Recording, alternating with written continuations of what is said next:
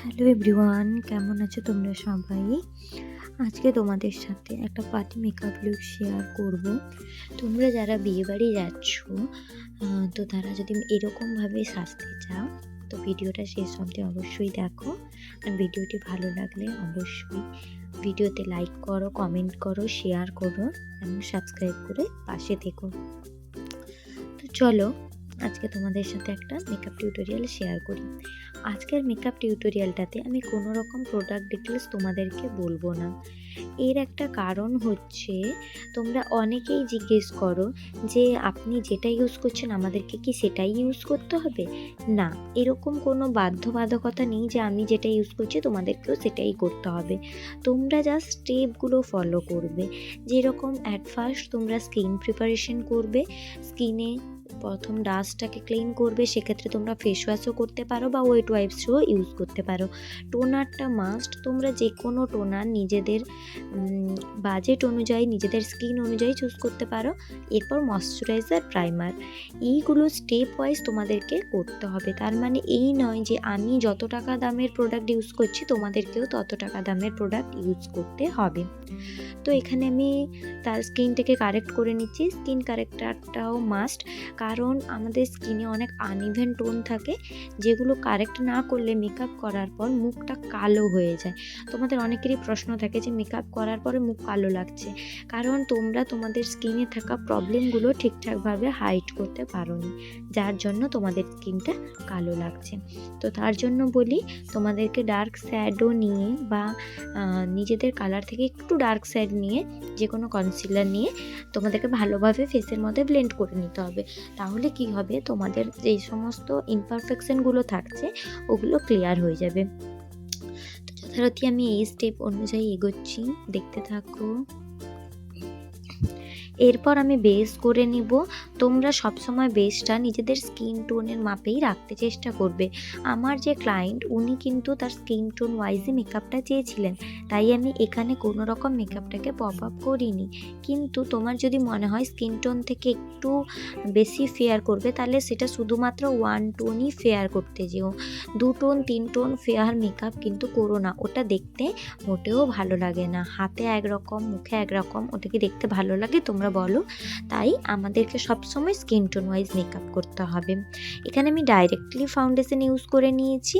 এটা ডার্মা কালারের ফাউন্ডেশন ছিল। তো তোমরা যারা বলো শীতে ডার্মা ইউজ করতে পারছো কি না, তো দেখো আমি শীতের মধ্যে ডার্মা ইউজ করে দেখিয়েছি। কিন্তু যেহেতু আমি বললাম আজকে কোনো প্রোডাক্ট শো করাবো না, তাই আমি কোনো প্রোডাক্ট দেখাইনি। তোমরা যদি শীতকালে কিভাবে ডার্মা ইউজ করবে এই টেকনিকটা জানতে চাও, তাহলে আমাকে কমেন্ট সেকশনে অবশ্যই কমেন্ট করো, আমি ভিডিও নিয়ে আসবো উইথ প্রুফ। তো দেখো এইভাবে আমি এটাকে ব্লেন্ড করে নিচ্ছি। তোমাদের যদি ফাউন্ডেশন চুজ করতে প্রবলেম হয়, সেক্ষেত্রে তোমরা সোয়াচ করে দেখতে পারো, তারপর ফাউন্ডেশনটা ইউজ করতে পারো। তো এরপর স্কিনটাকে হাইলাইট করে নিচ্ছি। দেখো হাইলাইটটা মাস্ট। হাইলাইটটা কিন্তু আমরা সবসময় ফেয়ার টোনের কনসিলার দিয়ে করব।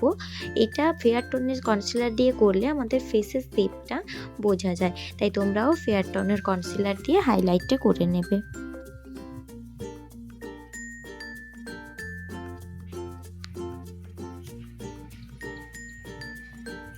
আর হচ্ছে একটা কথা বলি, ব্লেন্ডিং। আমাদের মেকআপের ক্ষেত্রে ব্লেন্ডিংটা খুবই ইম্পর্ট্যান্ট। আমরা যত ভালো ব্লেন্ড করে বেসটাকে স্কিনের মধ্যে বসাবো, আমাদের ফ্লটা কিন্তু তত ভালো হবে। আমরা যদি একেবারে কম করে ব্লেন্ডিং করে ছেড়ে দিই, ওখানে কিন্তু তোমাদের মেকআপ ক্যাকি হয়ে যাওয়ার, প্যাচি হয়ে যাওয়ার সমস্যা থাকে। তো দেখো এখানে আমি পাউডার দিয়ে সেট করে নিচ্ছি মেকআপটাকে। শীতকালের মেকআপ করার সময় একটা কথা মাথায় রেখো, পাউডারটা খুব অল্প পরিমাণে ইউজ করো, না হলে আমাদের স্কিনটা ড্রাই ফিল করতে পারে। তো এবারে আই মেকআপ, আইব্রো করে নিয়েছি, যেটা আমি অফ ক্যামেরাতেই করে নিয়েছিলাম, কারণ অনেক বড় ভিডিও হয়ে যায়, তোমরা কেউ দেখতে চাও না, তো তাই করে নিয়েছিলাম। এরপর কন্ট্রোর, ব্লাশার, হাইলাইটার ইউজ করে নেব। তোমরা অনেকেই প্রশ্ন করো কন্ট্রোল করতে গেলে ফেলে মুখ কালো হয়ে যায় না, নিজেদের স্কিন টোন থেকে মাত্র সামান্য ডার্ক কালারের শ্যাডো নিয়ে তোমরা কন্ট্রোল করে নেবে। এখানে ক্লায়েন্ট আমার সাথে একটু কথা বলে নিচ্ছিল যে ওর মেকআপটা খুব পছন্দ হয়েছে বা কিছু, এই নিয়েই সে আমাকে বলছিল। তো সেই জন্য আমি কাজটা করছিলাম। আর এখানে খুব তাড়াহুড়োর মধ্যেও কাজটা আমাকে করতে হয়েছে।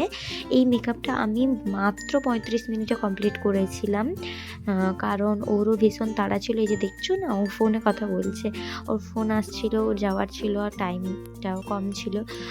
তো সেই তুলনায় ভীষণ তাড়াহুড়োতে আমি কাজটা করেছিলাম, কিন্তু কাজটা বাই দ্য ওয়ে ভালো হয়েছিল, খুব ভালো ফিডব্যাক পেয়েছিলাম। তো আমি তোমাদেরকে অ্যাট লাস্ট কেমন ছিল লুকটা ফটো অবশ্যই দেখাবো হাইলাইটার ইউজ করে নেওয়ার পরে।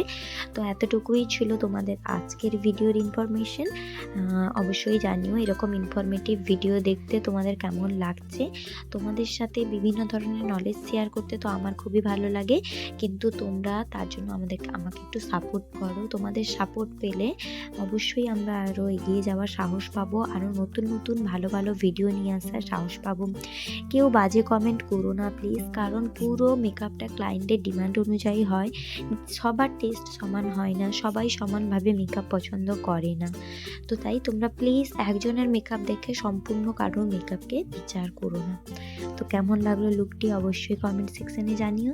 ভালো লাগলে লাইক কমেন্ট শেয়ার করো, আর অনেক অনেক ভালোবাসা দাও। আর এইভাবেই আমার পাশে থেকো। তো দেখে নাও তোমরা ফুল লুকটা কেমন ছিল।